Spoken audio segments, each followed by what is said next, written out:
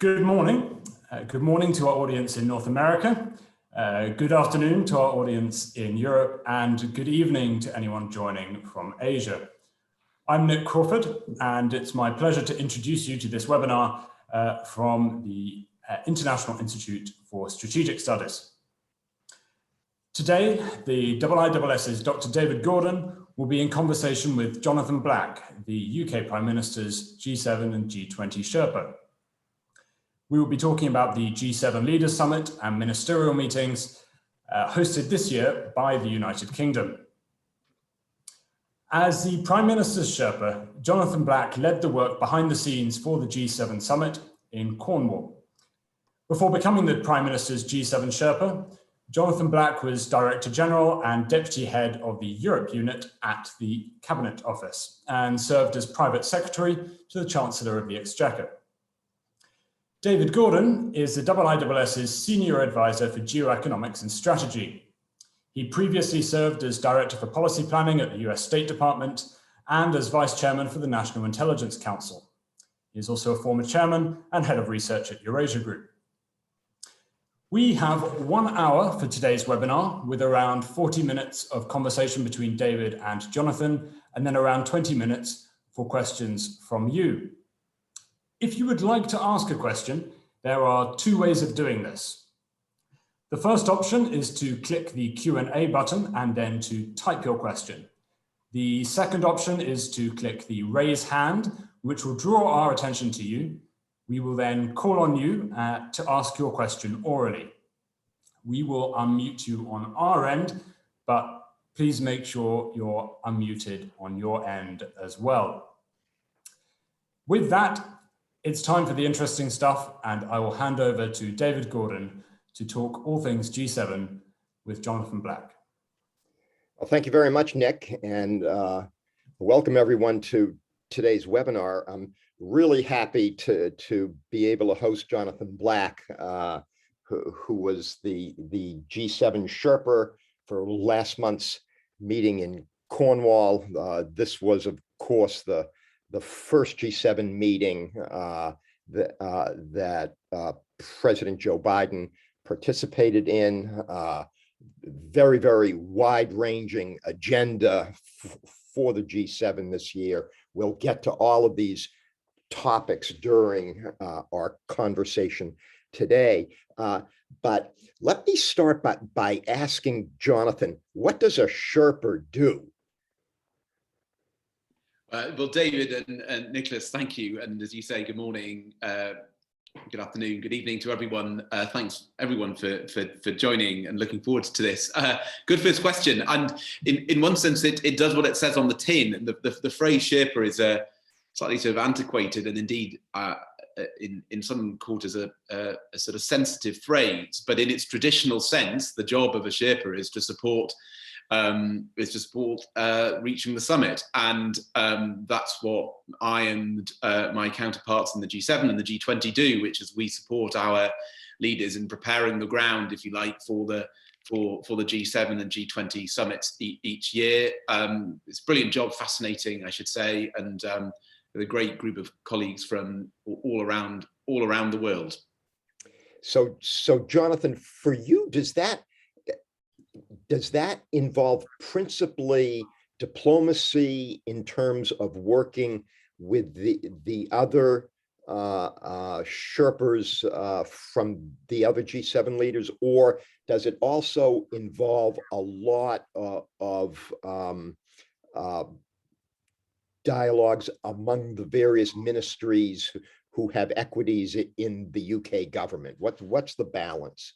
So it's both, and it does vary a bit between country to country because we all have different government systems. But yes, I work in our cabinet office, which sort of sits next to and supports number 10. So I sort of work for the Prime Minister as Sherpa, but also oversee the bit of the cabinet office that covers international economic issues. So the sort of coordination of policy on many of the things that we talk about in the G7, on trade, on health, on climate, on sort of economic resilience, etc.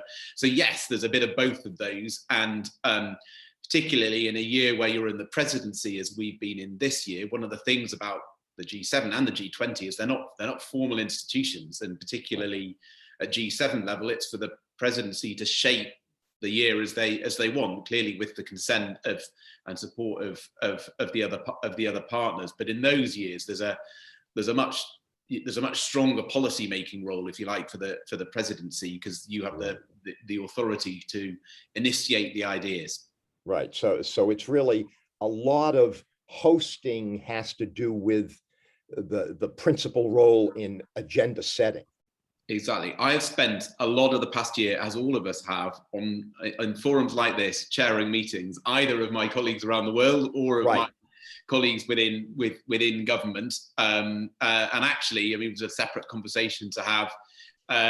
It's been a very, very interesting experience trying to do almost all of this remotely, and some of it will stick. And I'll come on to it when we talk about the summit, I'm sure. But we've also, I think, found that digital diplomacy can take you so far, but there's also, no substitute for the space of in-person conversations as well. Well, it's been an extraordinary year, as well as it has for everyone who I'm sure is listening to this.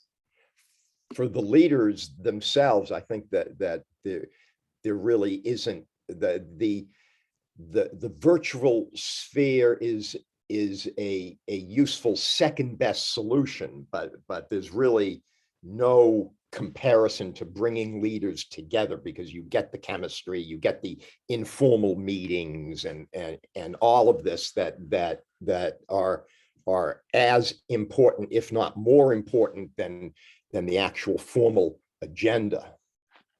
Yeah, and that's certainly the case with a small summit like the G7, where the sort of traditional phrase, I don't really like it, is this idea of a sort of fireside chat. But and again, we'll sort of come onto it when you want me to say a bit more about the summit. But we deliberately tried to create a lot of space this year for just time for the leaders to spend time together, talking in private. And I think that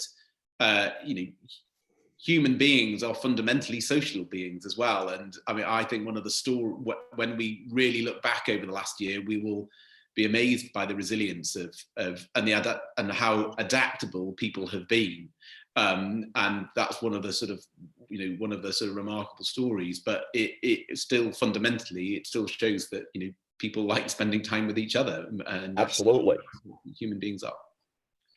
Absolutely. So let's turn to the Cornwall summit. So walk us through what you think were the most substantial achievements that were that were agreed to in Cornwall. This will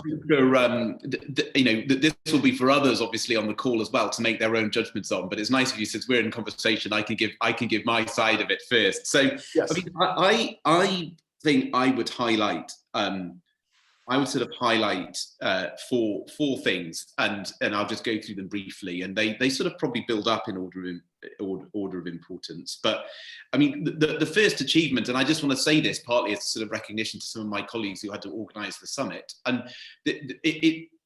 just that this event took place during a public health crisis, that it provided, as you just said, the first opportunity for leaders to meet in this format for the first time in 2 years, I think was important, and it's very challenging to organise these events in those circumstances and make sure that they're sort of COVID safe. And we learned a lot about that, and I hope that will be relevant when we go on to host COP later in the year. But the other three things are all sort of policy things that I hope we did achieve. But the first one is, I hope we have re-established a sort of sense of a reinvigorated G7 as a format. Partly over the past 2 years, as we just said, the format hasn't met in this way, but also over the past 4 years or so, it's been difficult to find consensus in the group. And I think we did project a sense of unity amongst the group. And I hope, but also out of that, a sense of bringing the G7 back to what its core original sort of purpose was about, which was not just being a group of major advanced economies, or whatever phrase you want to use, but also as a group of democratic countries as well. And for us, it's very important that that's a positive agenda. It's about defining who we are, not against who we aren't. But it is, I think, an important way of distinguishing the G7 from the G20. The G20 is the main global forum for the economy, rightly with the other emerging markets. But we tried to use this year to try and have a sense of putting our agenda and that sense of unity around that set of values. And it also reflected the choice of partner countries who we also invited to join us at the summit in South Africa, South Korea, Australia, and India. So that's the sort of first policy thing, a sense of sort of reinvigorated G7 based on our values. I think that the next one I've already referred to, which was having the summit to provide a private space for leaders to come together. And sometimes when you host the presidency of things like this, you're sort of sitting down thinking, what's the agenda going to be this year? And whereas this time, the agenda's written itself. And the intro is so long, and actually just giving leaders the chance in private just to talk about this stuff, I think was really important. And particularly in something like the G7, which is not, as we've described, a formal institution, that passes laws or whatever. And then the final thing is, I do also think, and I'm sure others may want to challenge some of this, I do also think that we backed up that private conversation and that sense of sort of reinvigorated purpose to the G7 with a substantive public agenda as well. The communique is very long. I think it's 70 paragraphs long. But that was a sort of deliberate choice, really, as part of trying to show that the G7 it actually has an agenda. We had some specific short-term actions on vaccines, on climate, on tax that we can come back to. But we've also tried to have a forward agenda as well on things like gender equality, on tech and global standards, on development finance, on those sorts of issues, which I think will be with us for a long time, but which are much more of a sort of strategic agenda over time, as well as being things that are about the here and now. So that's probably spoken to too long, but I wanted to give you a sense of what I hope we'd achieved, and really looking forward to the questions and the challenge on it. Great, thank you very much. So we're now in year 2 of COVID, but the extraordinary achievements in terms of vaccine development have really created a very different climate this year that is not just defensive and hunkered down, that they've given the opportunity now to really go on the offensive against COVID.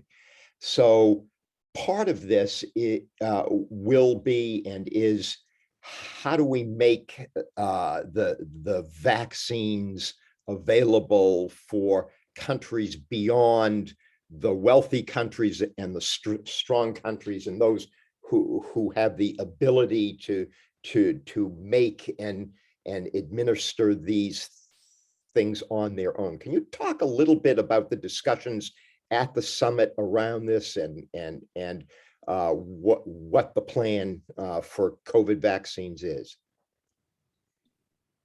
Well, thanks, David. And I think this was probably the most substantive issue for the summit that leaders discussed, that we spent time talking about as Sherpas and on policy, and it's also the most substantive issue for the world now. And I mean, let's see how the autumn plays through as the Delta variant or whatever other variants might come. And undoubtedly, there is an enormous global challenge in terms of overall global vaccination, however you seek to define that. I think we tried to do 3 things in relation to the G7. I mean, the first of all, we tried to provide some sort of short-term action in relation to making vaccines available from the G7, either through further contributions to COVAX or through the sort of vaccine sharing from our own supply chain. And that we've added 1 billion doses to the billion that had already been financially provided for. But of course, there's more that's required, and also the real question there is a timing question, and urgency is critical. But I do think that was an important part of it. But it's a sort of fix. It's not the answer. The answer is about raising sustainable and stable global production There are no simple solutions to that. It requires end-to-end hard work, a lot of which, by the way, is happening through COVAX, through the WTO, lots of people doing these things. And so the G7 was about trying to give some further momentum to that. And let me just give you a sort of example of it. The UK's sort of main contribution to the sort of wider global vaccination agenda has been in terms of the development of the Oxford Astra vaccine, which has provided for the majority, about 95% of all the vaccines that have been delivered to developing countries through COVAX. And we, when we did that, made a deliberate choice a year ago to do voluntary licensing, to insist on non-profit production. And I think that was right, and we're pleased that that model we're looking at elsewhere, but that has also highlighted a critical challenge, which is that in many of the global sites for the production of that vaccine, we're struggling with yield, actually because of technical, complicated stuff around knowledge transfer, tech transfer.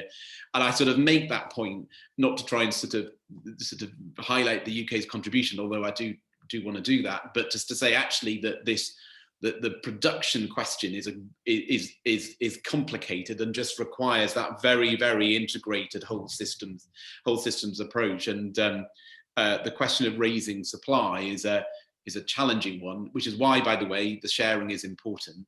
The third part of it is, which I'll spend less time on because there's always a risk here about appearing to look like we're preparing for the next war before we've won this one. But we did also try to use a bit of the G7 to start thinking about what we've learned and about how we prepare for the future through a mission, the mission for 100 days, we call it, which is about how you prepare for a vaccine in an even shorter time than last time. So quite a big part of the agenda, and obviously been one of the bits that's been most debated, has been most debated since.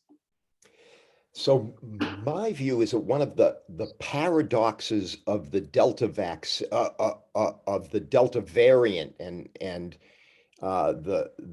its spread in India and South Africa, other countries, is that it's likely to put more momentum behind vaccine development efforts. I think that before Delta, people in the major countries thought, well, we can do this, but we have a time frame. But I think now with the worry that Delta could gain momentum, I think that's going to put a little more oomph into the stand-up of all of the processes that you mentioned. Do you think that's right, or is that a too rose-colored glasses view of this? I think it's probably partially so, but I mean, in a sense, I think that the urgency of the global rollout was already there and was well made by many, from Tedros down at the WHO. I mean, I'll just make 2 points on it.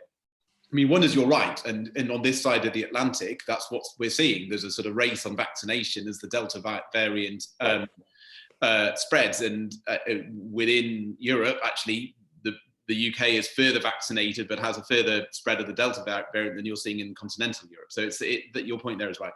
You are right, though, also about the sort of question of supply, and it goes back to what I was sort of trying to say, though, which is that in the short term, supply will have to come from the places that are already producing broadly, and those that are in the pipeline already. And most of that is in only 3 parts of the world. It's in India, it's in Europe, and it's in the United States.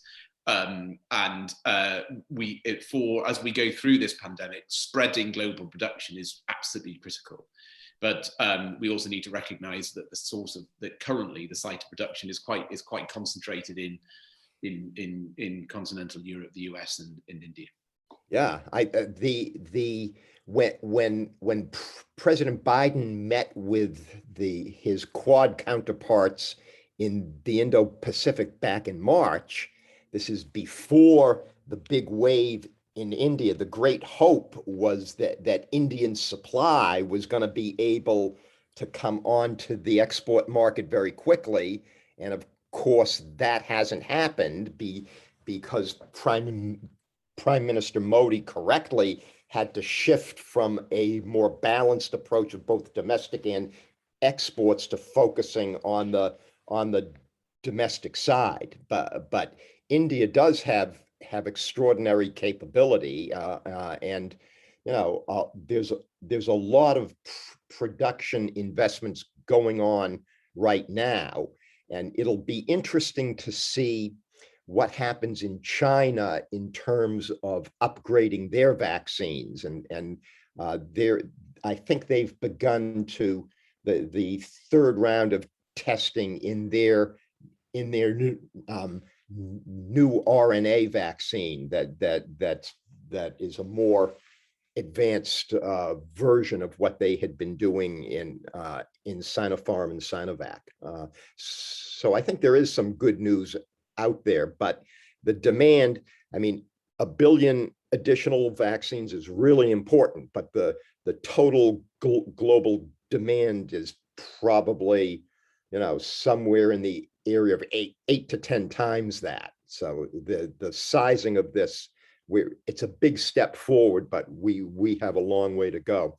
Let me move on to tax and get your sense of how you see the momentum going forward on the minimum corporate tax that was endorsed by the G7.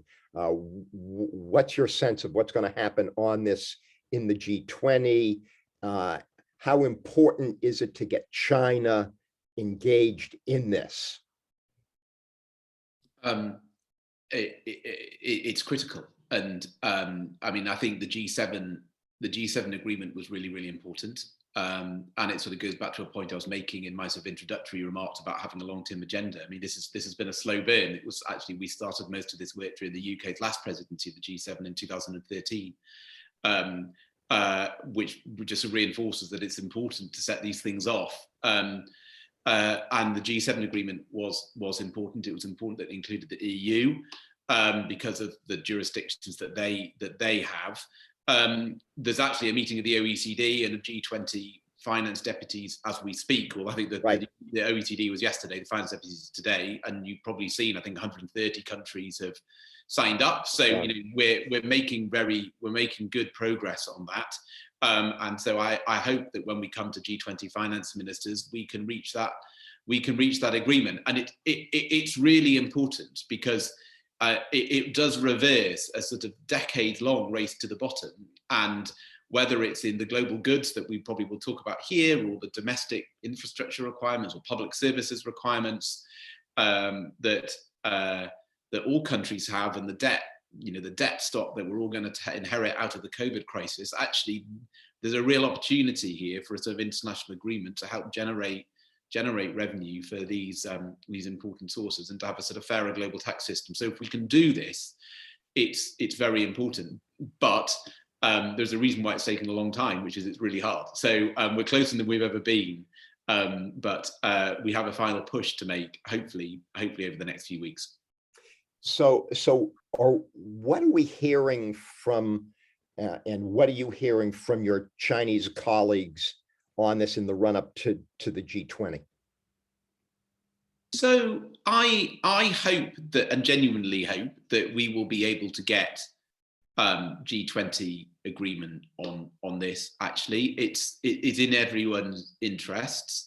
You actually saw yesterday at the OECD sort of broader OECD meeting yesterday. It's 130 countries, so well beyond the membership of the OECD. That you had that broad consensus. Most of those who had a reservation needed more time.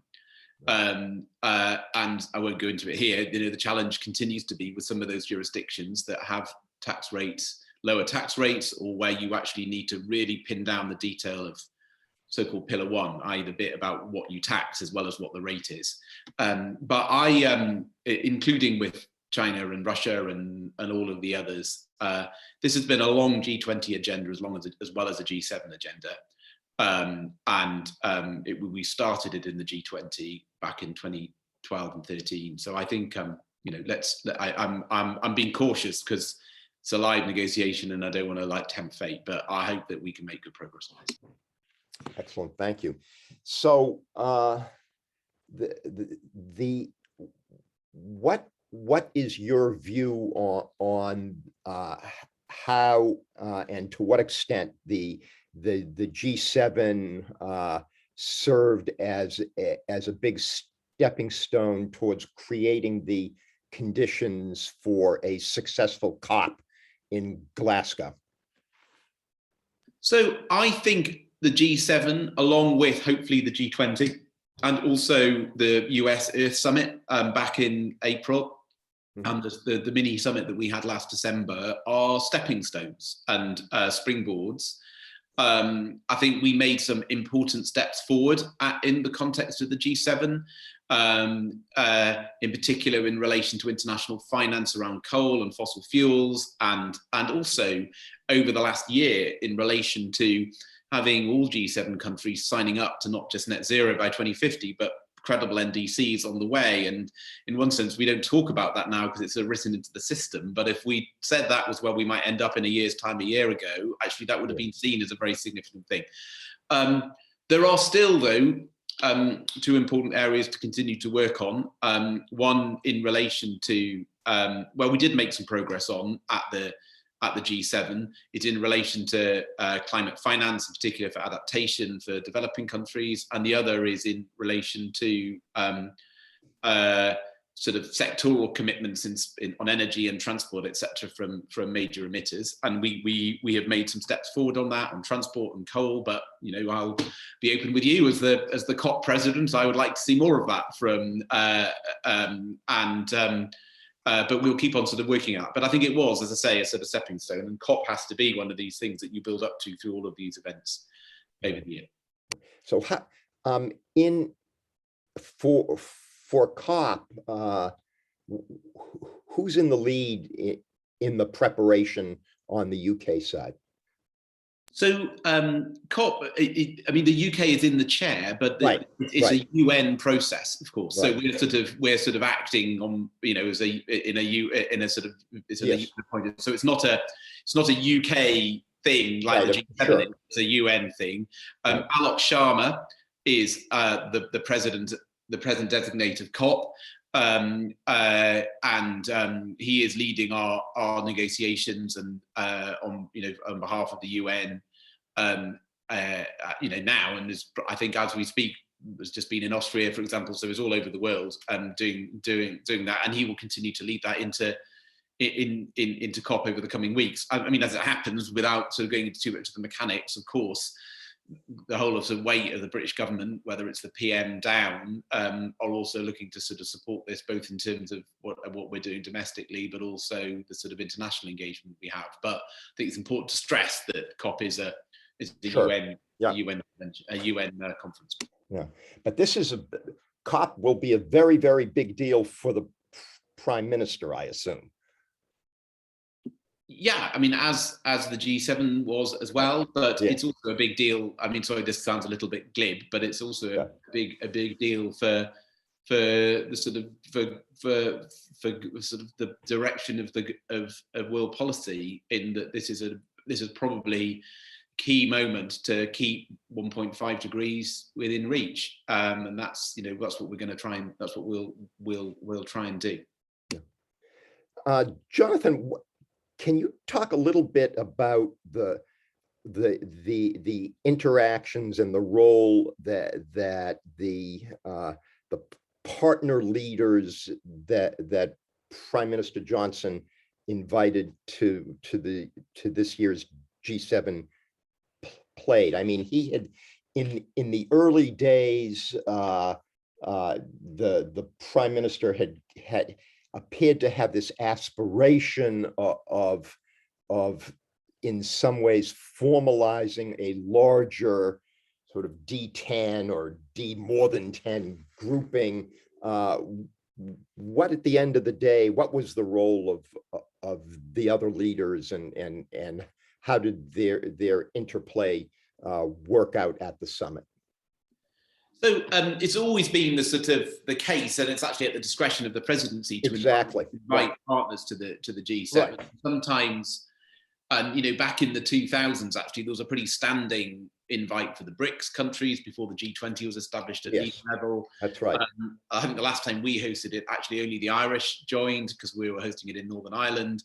The last big summit, actually the French hosted in Biarritz and had 12 or 13 partners. Right. And it's always a difficult judgment to get right between having, you know, being outward looking and inclusive, but also not having so many people that actually it's not a meaningful conversation. So we sort of made a judgment that about having a small number of partners. As I sort of said to you at the beginning, that was an explicit judgment about partners who sort of have a sort of common set of democratic values, in a genuinely mean this in a positive way about how we can celebrate those and work on sort of issues based on those values together. And I think from that perspective, actually the summit was really useful. Since we first had that idea, obviously the US have now got plans for their Conference of Democracy, so we've spent some time with them thinking about how we could have used the summit to prepare for that. I mean, you asked about the sort of D10, sort of D11, D whatever. I mean, I think for us, this is about a concept really of that if you're trying to use things like the G7 to be based around open societies and open economy values, you can't then be a closed club by definition. So the idea was to sort of reach out to others who shared a similar set of values. And look, we'll see what formats it'll be for the Germans to decide what format the G7 meet in next year. But you know, the Americans have their quad format with others in Asia Pacific. We're doing our own work with those countries. So I mean, this is as it always is, it's quite a sort of a mixed and complicated structures. Yeah, I have a personal stake in this because when I was director of policy planning in the U.S. State Department at the behest of Secretary Condoleezza Rice, I created a policy planners dialogue that was essentially had the membership of the D10. And it's been something that I've been informally involved in. We have a track 1.5 at policy planners level on this for quite a while. So I do think that it's a really, really important idea. And that gets to the question of the relationship between the G7 on the one hand and the G20. There's been media reporting in the US that has taken the view that the G7 is up and that sort of means that the G20 is down. I don't see things that way. It seems to me that the significance of the G7 is really around maximizing the synergy in the like-minded and capable, if you were, whereas the G20 is much more of the group of actors who have to be around the table if you're going to get any serious global collaboration on issues. Can you talk about how the Prime Minister sees this and how you were looking at this in terms of your role as Sherpa? I think in a very similar way to the way you've just described, David, which is, you know, as I said, as I made introductory remarks, the G20 is the world's main forum for global economic dialogue, policy discussion, etc., and rightly so. And you know, the world is not what it was in the 1970s when the G7 was first formed, and that's why, as I say, we have tried to focus the G7 on a sort of stronger focus on values as a way that distinguishes our interests, shared interests from the wider G20. But I don't think it's a sort of simple up and down, if you see what I mean. I think actually the two can reinforce each other. Look, it is a challenge to reach agreement, substantive agreement at the G20. And we'll see what happens on tax. It's tough, and it's particularly tough when there isn't a crisis, if you like, to sort of precipitate action. So we'll need to sort of see what happens on that. But certainly for the UK, we take each of the groups equally seriously. And I do in terms of the job that I do now. I hope that by having a more energized G7, that will help energize the G20 as well, actually. And you know, it's perfectly normal for other groups to informally meet in preparation for this, and the G7 does the same. One final comment and question to you, and that is about the discussion in the G7 around the challenges posed by China, and I think that was an important process. These issues are very much in flux, almost in all of the G7 partner countries. But what can you give us any insight about how those discussions evolved? So, I mean, you can't have a session like this without getting this question, and in one sense, rightly so. I'm sort of, yes. You wait until the end on it, but normally it even comes up at the beginning. And I mean, that is right. And for quite a long time, this has been an elephant in the room, and it's right that it's not actually that. China is one of the two major, largest economies in the world. People have lots of different phrases that they use for describing the different types of relationship that we have for China, from areas we cooperate through to areas that are more challenging or confrontational. But in the G7, which is a forum that's talking about how countries with a shared set of values and interests collaborate and cooperate on global issues, it is absolutely right that there was a conversation about the role that China, and indeed Russia and others, but other countries play in that system. I think for the first time we ended up in the text with some communique language on China. I mean, it's the first time we've had a long communique for a while, but in one sense, sort of rightly so. And I hope that was sort of clear in terms of where we are. And I think it does reflect, by the way, the balance of the text there reflects what does reflect the position of the UK as the UK, as well as being the as well as being the chair. Great. So, final question to you. Talk a little bit about your role in handing off the reins to your successors. And isn't it particularly challenging? Germany will be the next host, and they're going to have a different government. Yeah, and as it happens, the German Sherpa is the most experienced of the group. He's been Sherpa for 10 years. So I mean, yeah, exactly. I don't know who I'm going to hand over to. So we'll have to wait and see. And we sort of had the same last year, by the way, of course, because the US were in the presidency last year, and the election was in yes. November. I mean, we have, on a sort of serious point about it, we have worked quite hard to try and create a sense of continuity. So we've drawn back on what happened last year, the French did, the Canadians did in their last presidencies, and we've spent a lot of time talking with the Germans in particular about how some issues may move forward, including on somebody in the chat asked about economic resilience, but on economic resilience or on tech standards, for example, some of these forward things, gender.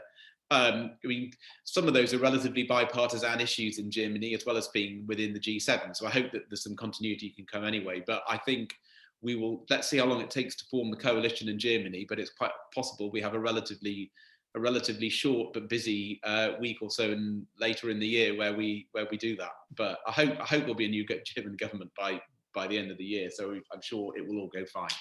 Yes, great. So let me open it up now to the floor. Anyone who would like to ask a question, if you raise your hand or type a question in, we'll be able to call on you. Let me start with Charles Beaubien.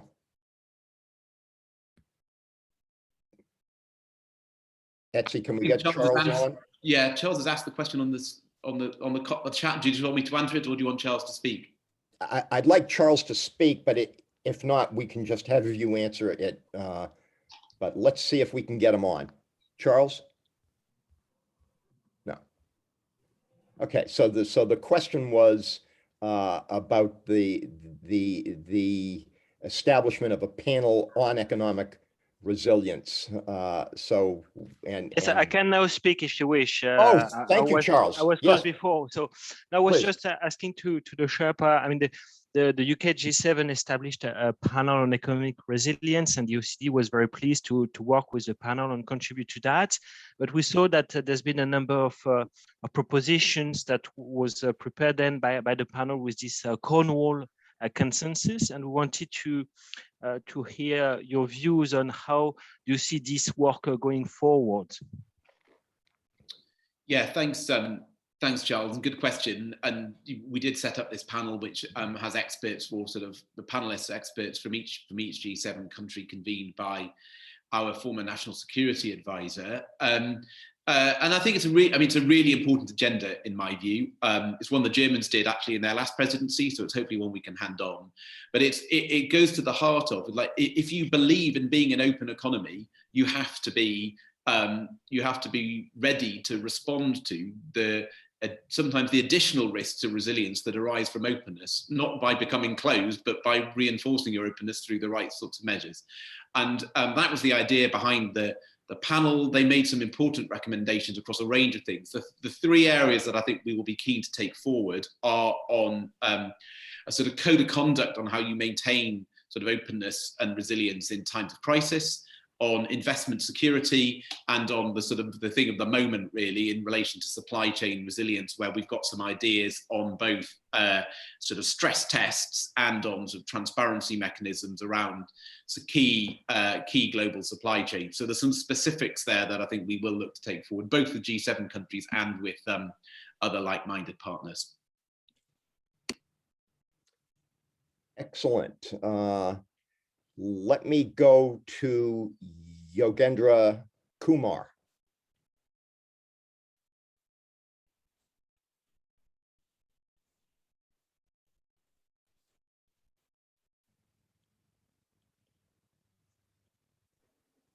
Am I audible now? Yes. Thank you. I have basically two questions. One is, of course, that you have these episodic G7 meetings taking place.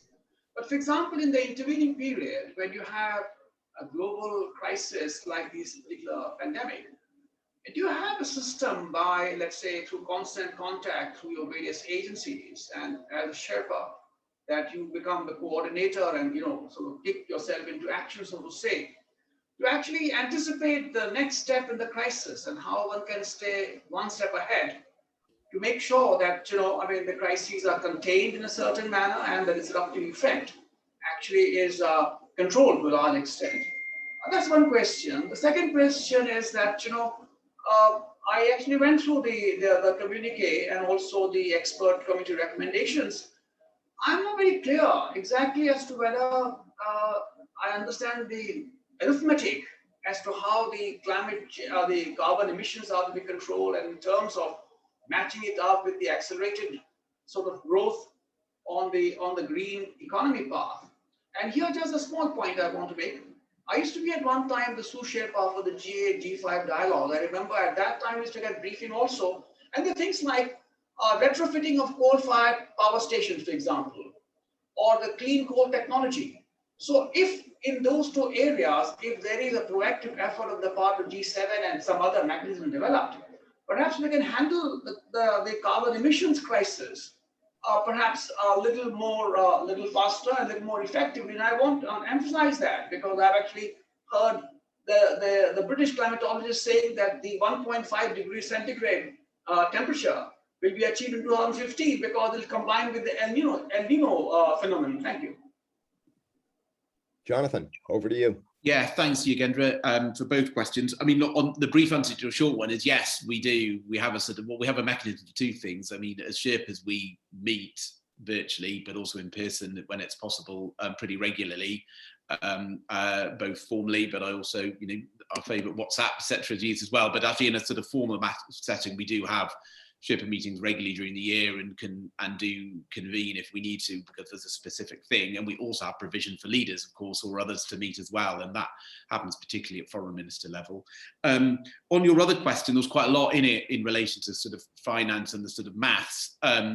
and I wasn't quite sure I followed your point on the sort of on the overall numbers about the sort of the link to the economy and the emissions. But I mean, I think there's a lot of work that Lord Stern wrote for us on the G7, which tries to sort of make the point that we genuinely believe from a UK perspective that the path to net zero can be consistent with a sustainable and strong economic growth.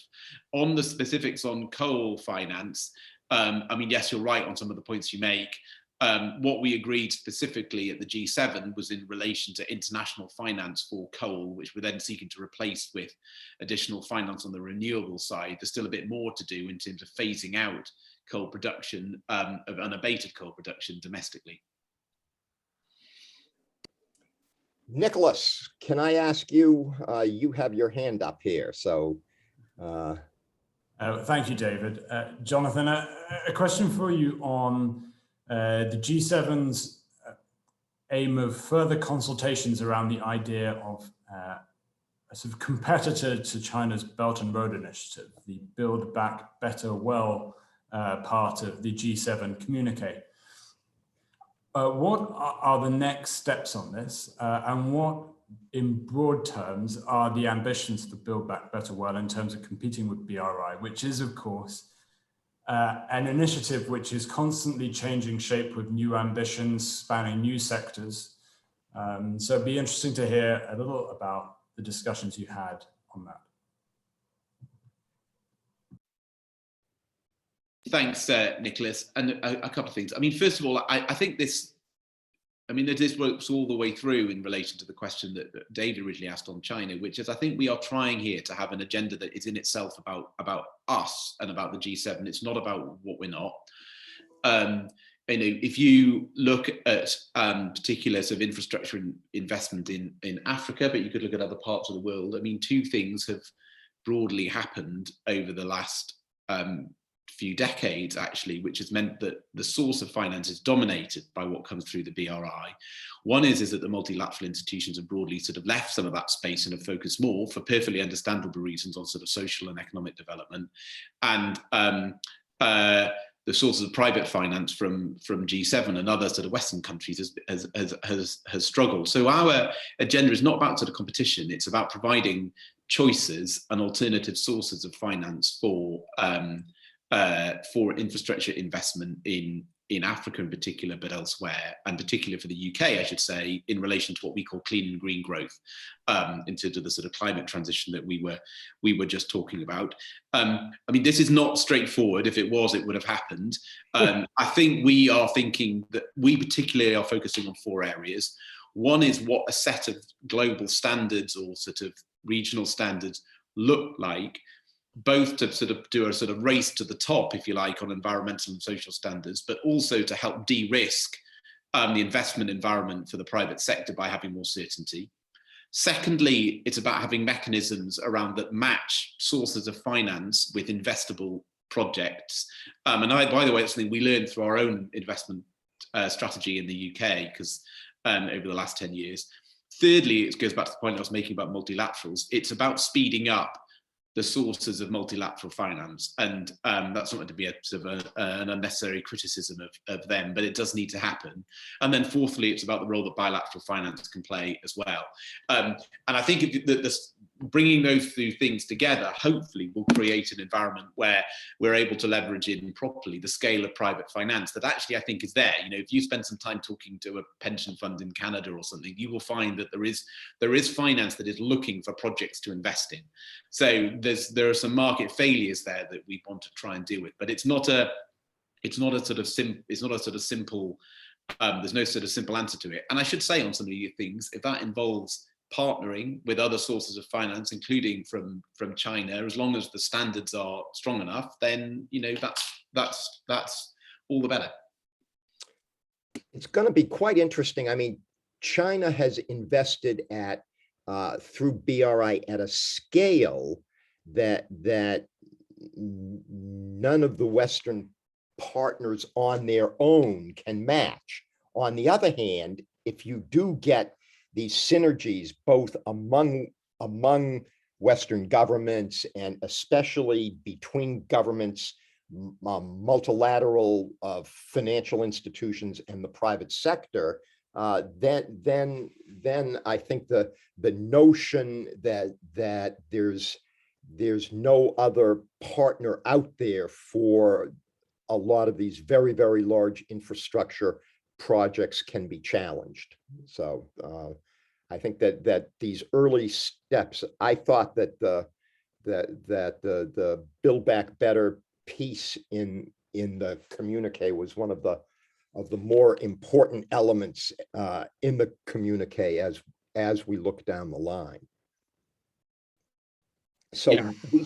we have a question here on the relationship between the G7 and the D10 for the UK government going forward. And the G7 will be the G7. What happens to the D10, I think, is part of the question. For next year with the G7, it's up to the Germans. It's up to the Germans. I mean, I think for us, as I sort of said to you, there's a genuine UK agenda here about looking to have a more coordinated, or at least more cooperative, a relationship with other democratic countries on agendas where shared values matter.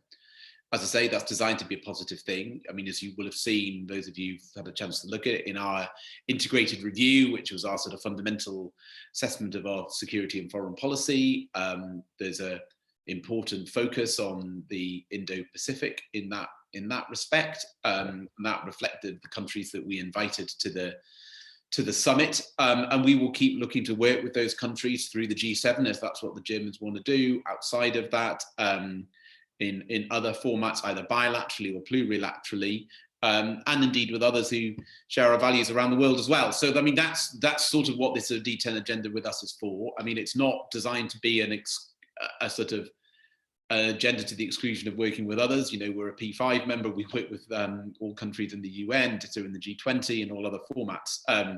But this is about trying to sort of recognise the sort of, I guess, the sort of complexity now of the sort of geopolitics with the sort of types of groupings that we need to work with.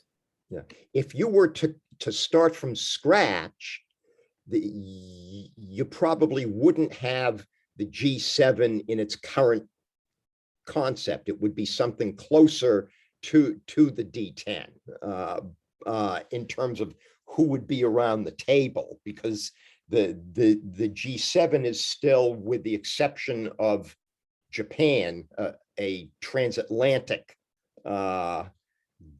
group, and the Pacific partners are out there, and I think that the challenge is how to engage with them in a way that they feel more part of the action. And it's an interesting challenge, because the Japanese, from my viewpoint, appear quite happy with their status as the only non-transatlantic member of the G7. But I do think that the geopolitics of this will be a little bit tricky.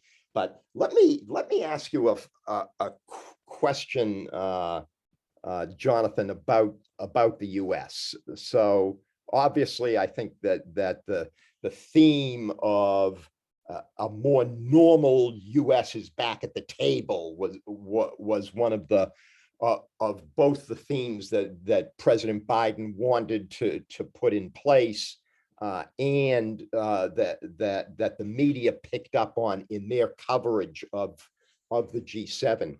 We had a seminar last week here in our DC office with Caroline Atkinson, who's a member of the IISS board and a former G7 Sherpa during the Obama administration. And she made the statement that she thought, in terms of international economic policy, that the Biden administration was actually closer to the Trump administration than to the Obama administration. I think she was motivated by the lack of action on the trade side as much as anything else, and the fact that the administration is yet to appoint senior international officials in the Treasury Department. But you engaged with Dalip Singh, or G7 Sherpa on the US side. He's obviously a very talented guy. What's your view on, is the US back, and in what mode?